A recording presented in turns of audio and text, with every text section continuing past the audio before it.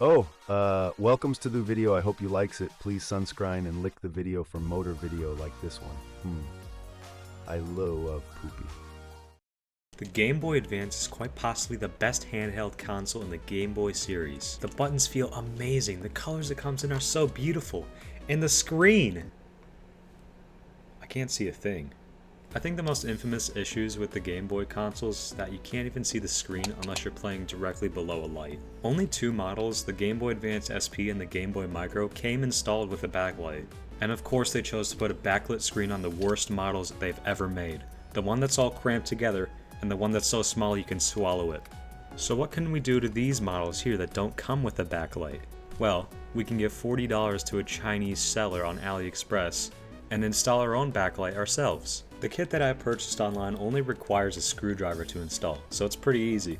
Now I did record myself installing this so I can take you with me along the installation process. So sit back and relax, because here it is. Alright, tried to, finally found a drill bit that might work. Here we go.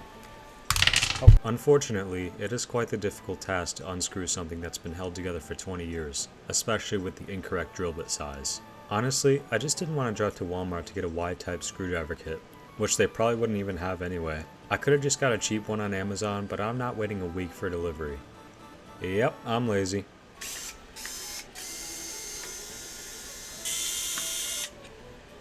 I think I got it. I did it! Take off the back. Oh, and then we gotta remove the buttons. And then there's two more screws here.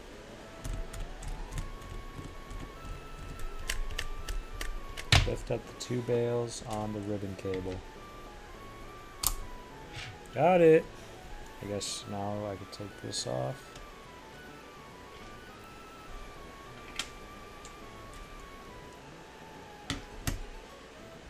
I'll leave this in here? Yeah, I'll take it out. Alright, there goes the old screen. Oh, is that old adhesive? Look at this. Game Boy Advance original screen. And then we remove the lens, because the kit comes with a lens, I guess. Okay, and now this is the part where I get to clean with alcohol. And this is pretty dirty, so I guess I should do that. Once you're already inside your model, you might as well clean it. Grab a Q-tip and some alcohol and wipe away the early 2000s gunk that was left by the previous user. That's right, wipe away any and all memories this device once carried for your own selfish greed. Ew! So grimy and disgusting. Oh, looks pretty good to me. Some duster, dust off these buttons. Oh, dirty button. Okay, shoulder buttons are good. These look pretty good already, so everything is all clean then. Now that the old screen is out and everything is cleaned and prepared, I can take out the parts I need for the new screen. Exciting! Now, I'd like to apologize for a lack of clarity when originally recording this. I guess that's why voiceovers are a thing. What you're seeing me doing right now is inserting the pin connector to the screen's motherboard.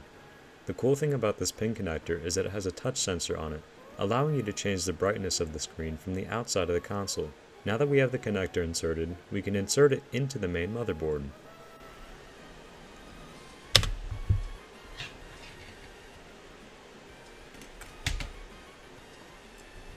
Oh yeah, we're in.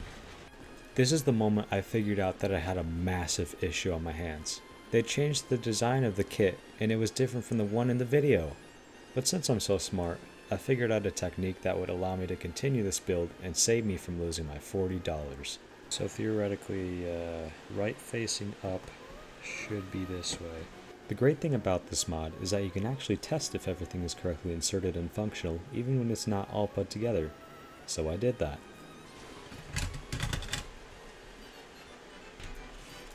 Here we go. Moment of truth. It worked! I'm so good at this. So now I just take the batteries out. Here we go. I'm going to install the screen now. The thing that was most interesting to me is that the AliExpress listing for this product did not have the Game Boy Advance logo on there. And while I was very desperate for a backlighting kit, I was very upset that it was not going to say Game Boy Advance on there. I'm guessing they took it off due to copyright or something.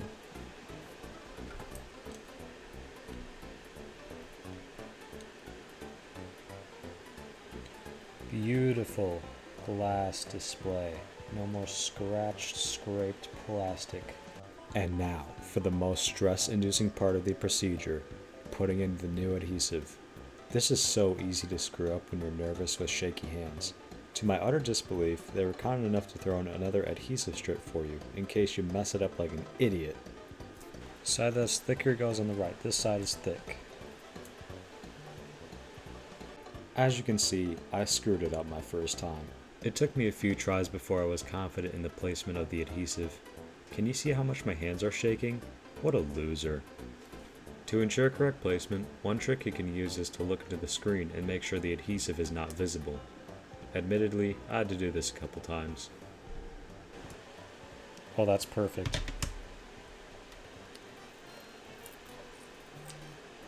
Final step. I just need to put everything together in order now. I unhooked everything and prepared for maximum concentration.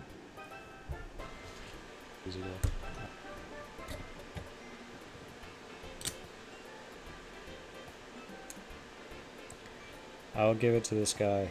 It's real easy to do this.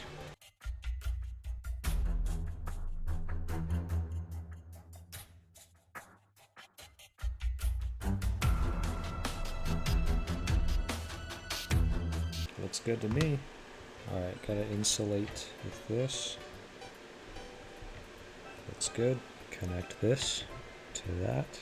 Roll this down. Connect this to this. That ain't going nowhere. And now, simply put this on that.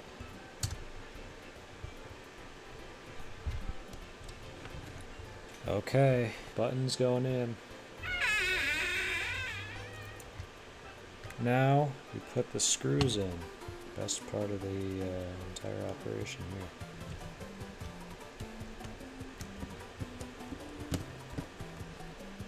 Oh, forgot the power button. Snap it into place.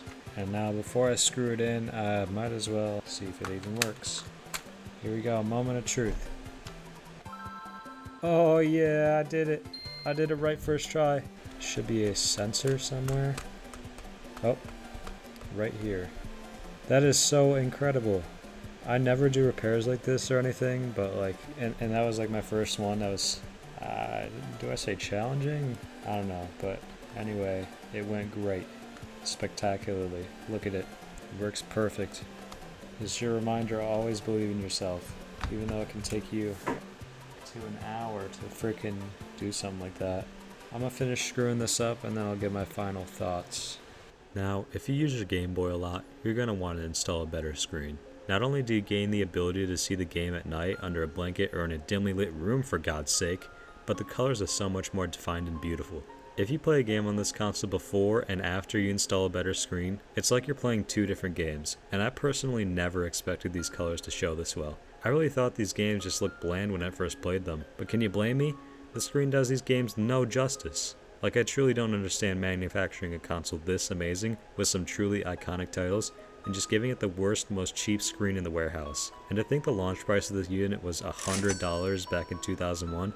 I mean, come on, guys. For reference, the Nintendo DS launched in 2004 for $150, and it had so much more to it, looking at graphics, functionality, 2 screens, one being a touchscreen, the ability to see the screen, etc. Coming back to the topic of installation of the screen, man, it was easy. It made me feel like I had been doing this for years. Heck, I can even install a better screen on your Game Boy Advance if you want. Just leave a comment. All it really takes is unplugging some cables, replacing the screen and glass, replacing the adhesive, and you're done. Now, you may be scared away by the $40 price tag of a new screen, considering the market price of a Game Boy Advance is about $60, meaning a new screen would cost about 67% of what your console costs. But like I said before, this is completely worth it if you use this thing a lot. And if I can do it, so can you. Check it out. I got SpongeBob. And the speakers sound better now that I cleaned them. It's blurry, you can't see it, but it looks incredible. Wow, this is truly something. Well, now I can confidently say that I could do that.